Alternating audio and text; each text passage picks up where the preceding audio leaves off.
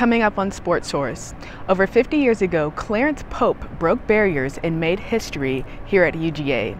Just down the street over at Clark Central, his granddaughter is breaking barriers of her own.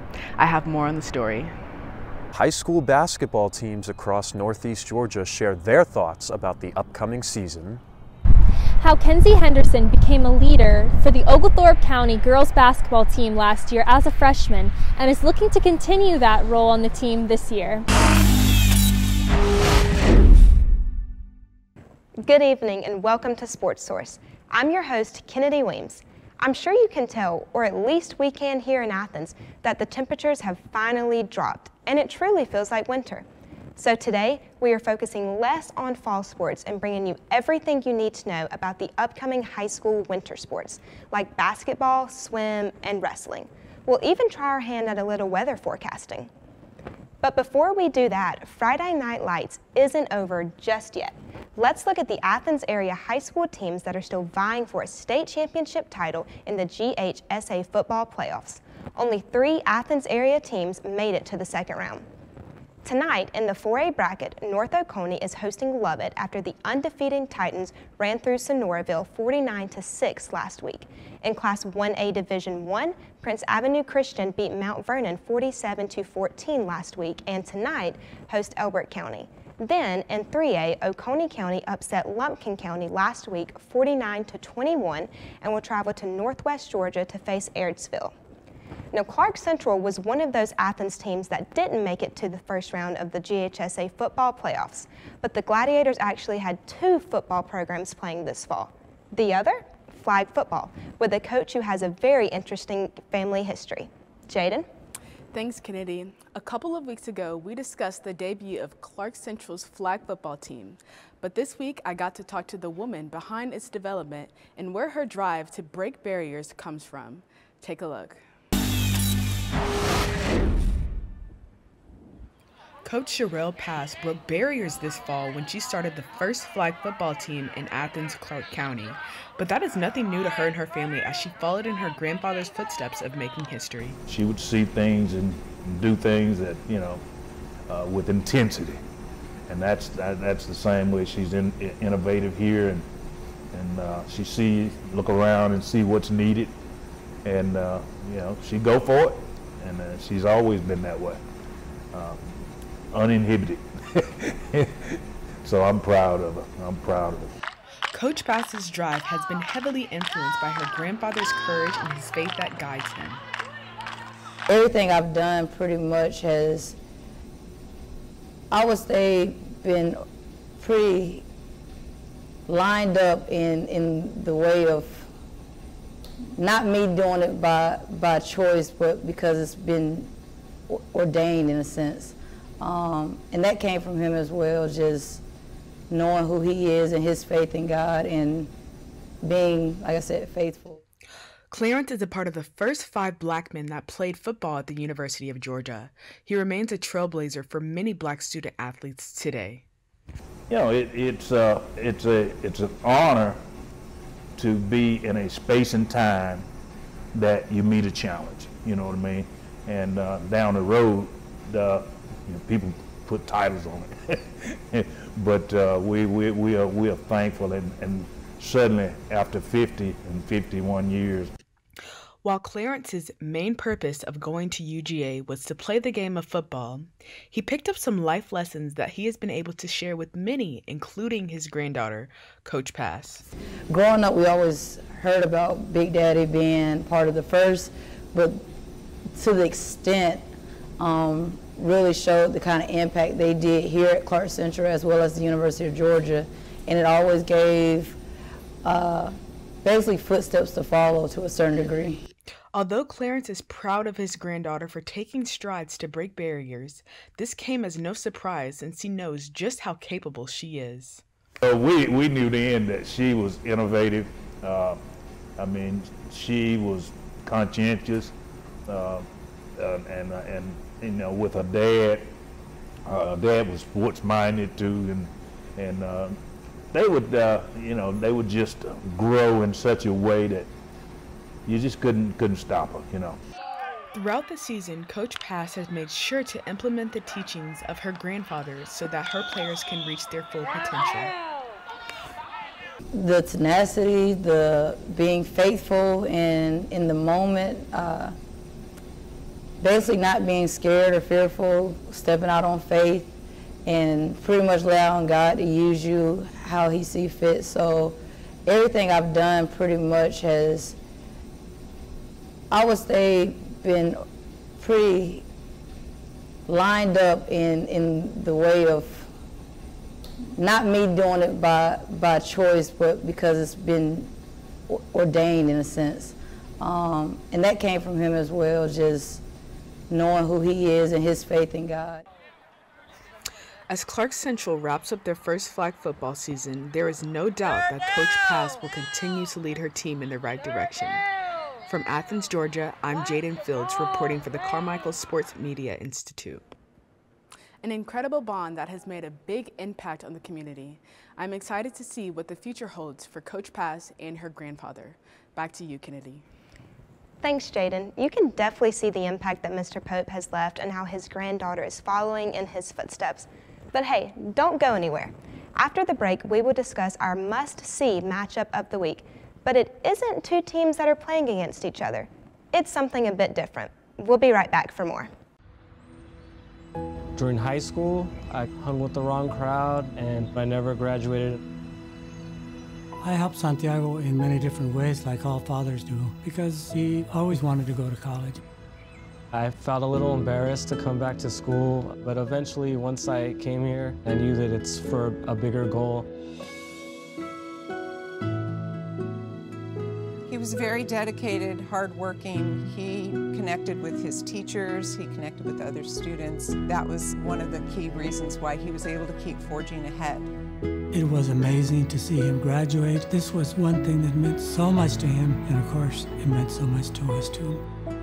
With the help of my father and having my son, that was all the motivation that I needed.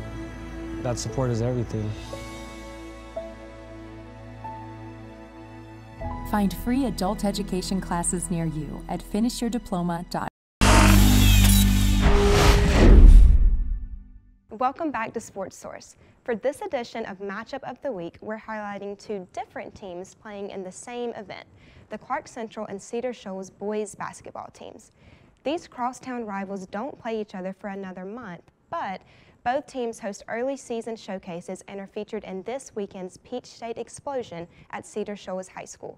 Joining me now is analyst Zeke Palmero to discuss these two teams and what to expect at this weekend's showcase. Yeah, thanks, Kennedy. Tomorrow kicks it off, and it's going to be Cedar Shoals' beginning of the season showcase. This is their first time hosting it. This tournament did exist out in Florida, though, for 4 years, previously called the Legacy Sunshine State Explosion.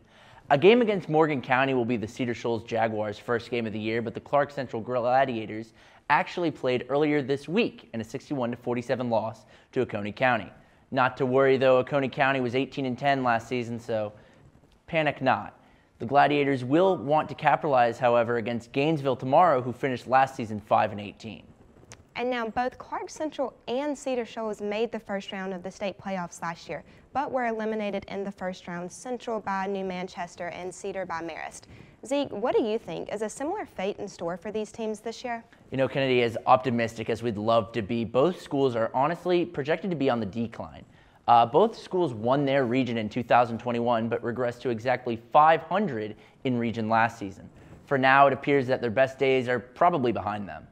And is there any one reason that you've really seen why these schools have been on such a downcline the last few years? There's no one specific thing to point a finger at. That would be naive of us to do. However, it's hard to ignore that both teams lost a significant number of seniors. As I said, both teams won the region in 2021, and those teams had strong junior ball players on that team. Now, both of those junior classes have graduated. Central's graduated 9 and Cedar Shoals 6, and that's a massive blow to any team. It absolutely is. Well, is there anyone still on either team that stands out to you and could really help make up for the loss of those graduates? Clark Central Marcus Gillespie is a player that's been gaining some attention as we lead up into the season. He's the senior shooting guard there, and he's a great scorer from everywhere on the floor. And he's been pinned by many as a real potential breakout for the 5A class. Well, we will certainly be checking in on Gillespie throughout the season, but before I let you go, Zeke, I know there's a lot of other schools competing in this showcase, and who should we be watching? There's going to be quite the talent pool in Athens, Kennedy, but for non-Athens teams to keep an eye on, I'm picking out the Druid Hills Red Devils. The boys from Atlanta made an Elite Eight run last season after a 25-5 regular season, and this year they've been off to an incredible start. They beat Towers High School 80-23 last evening. They played Greenbrier at home before, but will take part in the showcase when they play the Cedar Shoals Jaguars on Monday.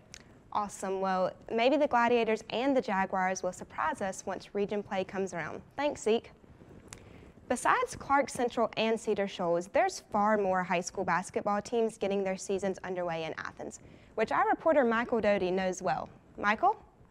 That's right, Kennedy. In early November, I attended Northeast Georgia Basketball Media Day at Cornerstone Church and talked to coaches and players from basketball teams all across the Athens area about their thoughts on the upcoming season.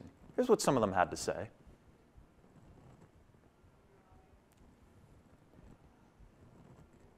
All right, Coach, first general question is, what is your ultimate goal for your team this season? What is your biggest goal for the team going into this season? What is one goal you were trying to accomplish with your team this season?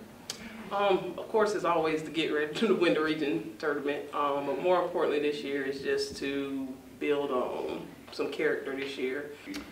Well, you know, our basic goal every year is to be playing our best basketball in February. Overarching is just, you know, each day we want to try to be better than we were the day before. Work hard every day. I think practice is the most important thing. Unity, just playing together, having your brothers back, and just playing hard. East Jackson's never won a state playoff game in the school's history, and that is our primary goal this year, is to try and break that chain, break that cycle, and make a deep run this year in the state playoffs. You know, peak at the right time. That's our goal. What player or players on your team are you looking forward to watching the most this season? What player or players are you looking forward to the most watching this season? And which player or players are you looking forward to seeing the most on your team this season? Well, you know, when you got 9 seniors, you're hoping all of them could contribute in some ways. I'm excited for the 2 seniors I have here with us today. All of them. All of them. I don't know that I can name 1 or 2. We plan on playing a lot of players. It's the whole team. We got 4 seniors coming in this year with 2 of them starters. The maturation of my 3 seniors here that, you know, they've gotten sparing minutes the past few years, and they've really been putting in work. Which goal individually are you trying to accomplish this season? What is one goal that you are trying to accomplish individually this season? What individual goal are you trying to accomplish this season? I'm trying to accomplish making all region team or honorable mention. Be a scorer and be a leader for my team. Just helping my team get better. To get my defensive game up and play more between the 2 and the 5 better. More points, you know, get my rebound up. Be nicer. I could score 1,000 points this year, and I think that'd be really cool to look back on and like remember that. Become an all-time leading scorer. That's my individual goal. And which game are you looking forward to the most this season and why? And then which game are you looking forward to the most this season? So Oconee is always a fun game, just our down the street rivals. I think for the kids, they really enjoy, you know, when we play North Oconee and the gym is packed. I'd love for our gym to be packed out. And big game really is Commerce and Athens Christian, because them 2 schools I came from. I'm excited for, even though it's a scrimmage, I'm excited for Madison County because I played with these guys for 2 years. And then Central, because that's our rival, you know, they game hit different.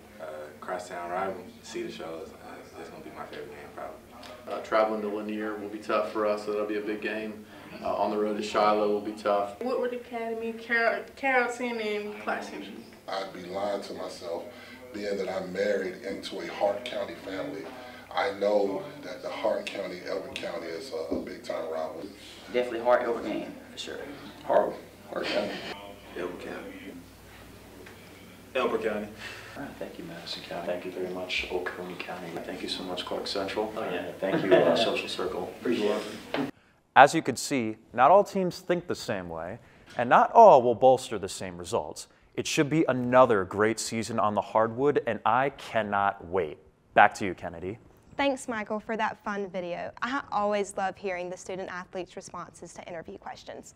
But hang around, we're still not leaving the basketball court just yet, as our reporter Sophie Ralph has a story with Oglethorpe County girls basketball right after the break. When I was in foster care, I never knew when I would have to move, so I always had my suitcase ready to go. Then one day, I was adopted. My new parents opened their hearts and home to me. My parents cook my favorite breakfast for me every morning. My parents take me on trips I never thought I would go on. They gave me a home and an even better reason to use that suitcase. My parents aren't perfect, but they're perfect for me. You're home before sunrise, on top of the house, the kids, and our future. The smell of your cooking is our alarm clock. My Shiro's day is never done. So let's start saving a little more now so we can feel prepared for retirement. A free 3-minute online chat can give us the personalized tips we need so we can live our lives to the fullest. Visit aceyourretirement.org.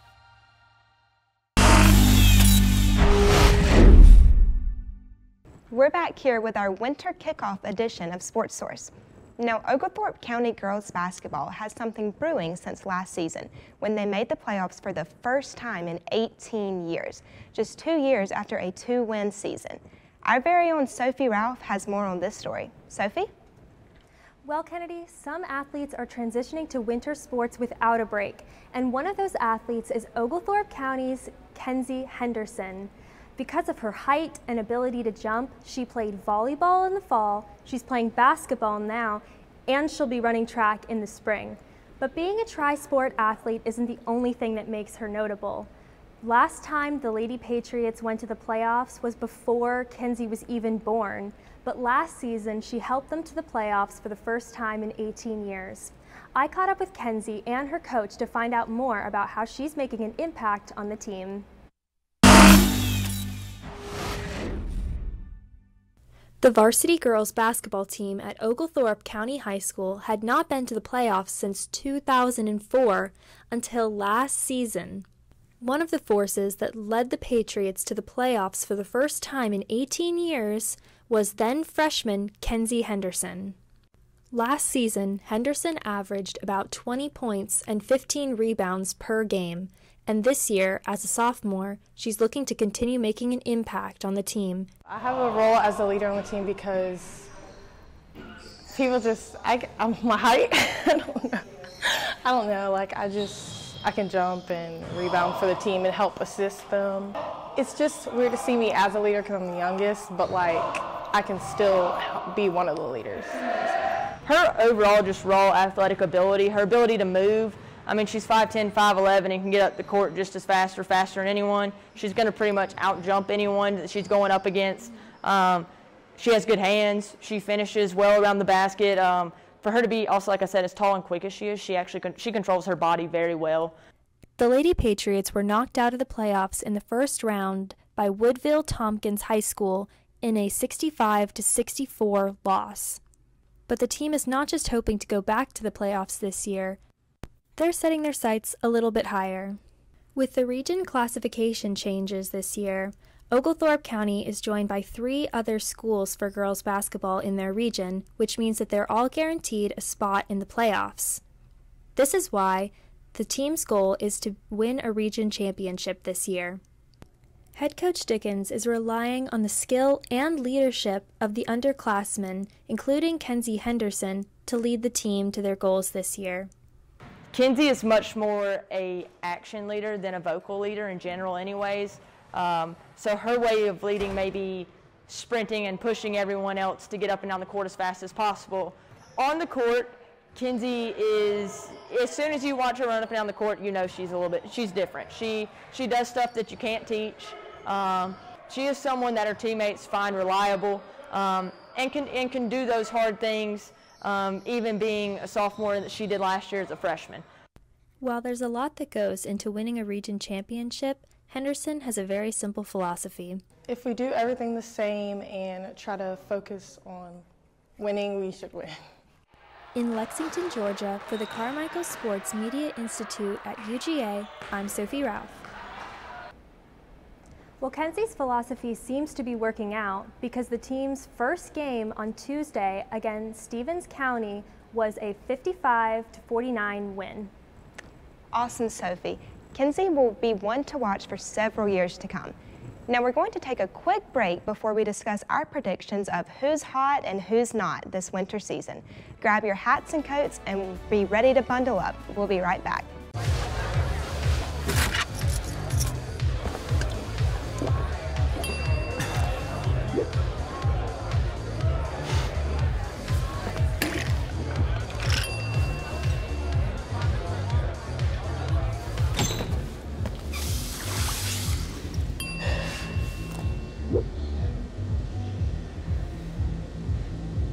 If you need to do something to feel okay to drive, you're not okay to drive. Don't drive buzzed. You're home before sunrise. On top of the house, the kids, and our future. The smell of your cooking is our alarm clock. My Shiro's day is never done. So let's start saving a little more now so we can feel prepared for retirement. A free 3-minute online chat can give us the personalized tips we need so we can live our lives to the fullest. Visit aceyourretirement.org.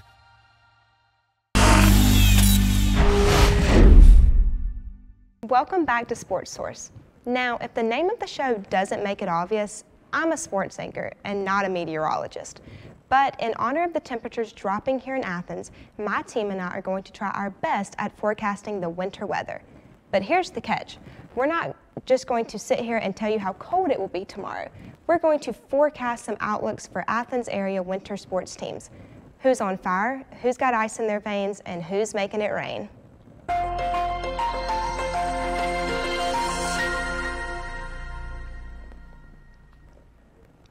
Michael, Sophie, Jaden, and Zeke, I hope you feel up for the task of being weathermen and weatherwomen today. To start, Michael, I hear you know a thing or two about being freezing cold and wet while competing. Why don't you kick us off?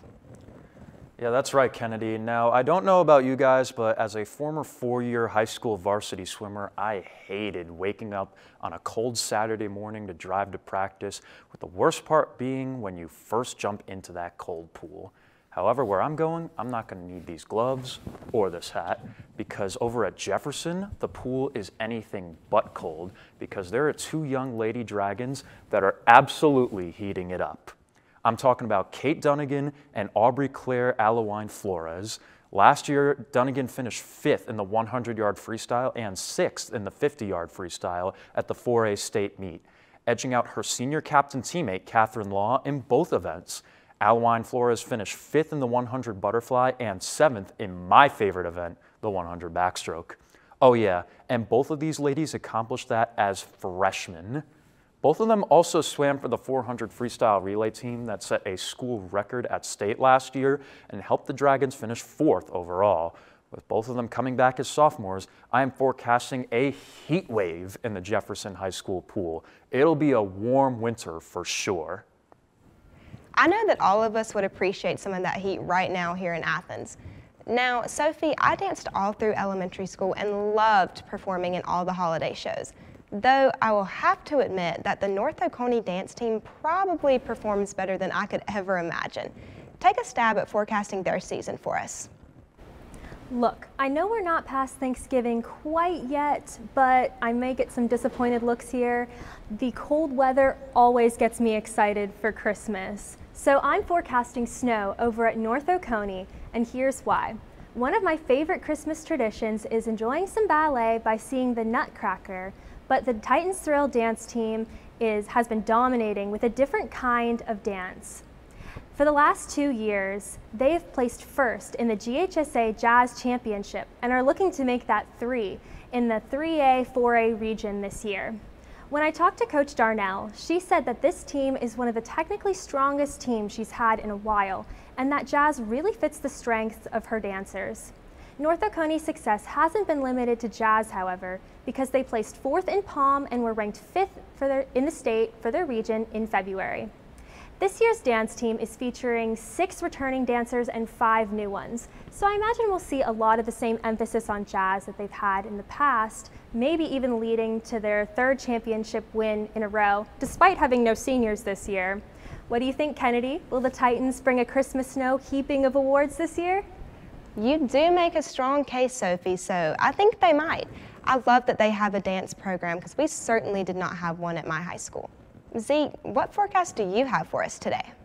You know, as you mentioned, Kennedy, the weather here in Athens is starting to get a little tumultuous, and my team's season forecast is fitting quite the same because things are shaking up for Jefferson's wrestling team. I'm predicting, well, the unpredictable for the Dragons as they adjust to a new size classification, jumping from 4 to 5A. For me, the unpredictable could be best represented by a tornado, powerful and strong, but hard to judge the direction of. The Dragons historically are one of the most dominant programs in any sport across the state. From 2001 to 2021, they won 21 straight state championships. However, in 2022, in their 2nd year in 4A, they lost that streak and placed 2nd at state as a team. Now in 5A, Jefferson High School will have to restart that winning streak. They've got a stacked group, however, as they're vying for that state title, and as much as I would love to rattle off the notable names, we'd be reading the roster from top to bottom. With that said, senior Luke Cochran and sophomore Creed Thomas were astounding last season. They were 2 of 4 returning Dragons who won their weight classification at state, and Cochran just signed to wrestle at Central Michigan University. So that tornado, while unpredictable, could be a force to be reckoned with. I absolutely agree, and I'm sure that they have a chip on their shoulder after falling short in that 2022 state championship. Now, we've already discussed Cedar Shoals boys basketball in depth, but Jaden, how do you think those Cedar Shoals girls will look this season? Well, Kennedy, first of all, the cold temperatures this week just remind me of how grateful I was to play inside during the winter back in my basketball days. I mean, could you imagine running up and down the court and seeing your breath in front of you? I mean, come on now, that does not sound fun at all. And I think the Cedar Shoals girls basketball team would agree with me on that. I'd say that the rain in the forecast for the Lady Jaguars looks good, since we'll most likely see them raining down buckets on the court. Last year, Cedar Shoals girls basketball made it to the Final Four in the state playoffs for the first time in 21 seasons. During a rough stretch in the middle of last season, head coach Takesha Walls sat down and had a heart-to-heart meeting with each of the players. And at these meetings, the players discussed basketball and just life in general. After these meetings, the team won 8 out of their 11 regular season games and upset number 1, number 2, and number 3 seeds in the state tournament. So we've recently seen that the Lady Jaguars' ability to weather any storm. The team doesn't plan on cooling down anytime soon as they prepare to debut their season. And if it's anything like last season, they're going to be warm and ready to go, and ready to make it rain against Duluth tomorrow in their season opener at Parkview Tip-Off Classic in Gwinnett. Thanks, Jaden. I'm excited to see if their success carries over, and I'm even more excited to see if our predictions are spot on. But just like meteorologists, I guess we'll all have to wait and see if the weather proves us correct. Thanks, y'all, and stay warm out there. We'll be back with more in a few. I think I finally found. Hey, how you doing? Hey, Mason. Hey, Mason. Got a new house. It's looking pretty cool so far. A place that I call home. I'm teaching Louise how to cook some lasagna. It only takes a spark to make a fire start. The Dutch.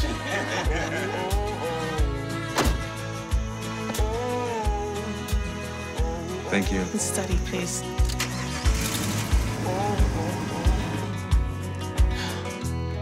I think I finally found a place to make my own. A place that I call home. This place that I call home.